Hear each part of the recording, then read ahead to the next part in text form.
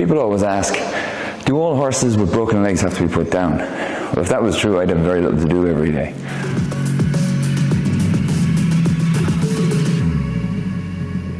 Horses that require euthanasia for broken legs generally have severe, multiple fragmented or comminuted fractures that were sustained at very high energy or very high work, when their skeleton is essentially working at the limits that it can manage or contain.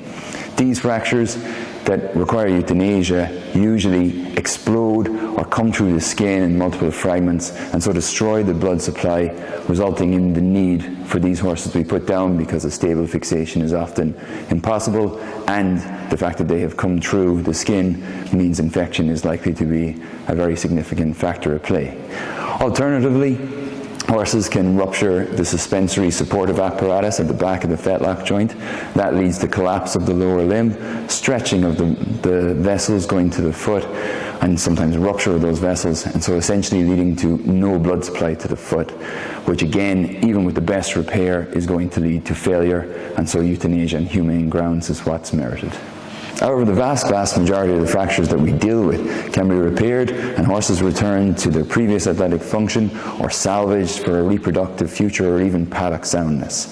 And with advances in medical technology, fractures that even 10 years ago led to the deaths of some of the most famous racehorses in the world can now be repaired and a future stud function achieved that allows these horses to have a second life. And with the development of prostheses in America, the potential for euthanasia of horses with fractured limbs to become an ultimate rarity exists now. So in short, if your horse develops a fracture, remember that first aid is the key to survival.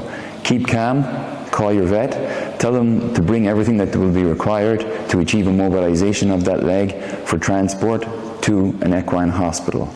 Don't attempt to place a bandage yourself, because for some fractures, bandaging is contraindicated, and it's generally up to your vet to decide which one is appropriate. Also, inappropriate application of a fracture or a bandage to a fracture can lead to loss of blood supply to the lower limb, especially as these legs start to rapidly swell post-fracture.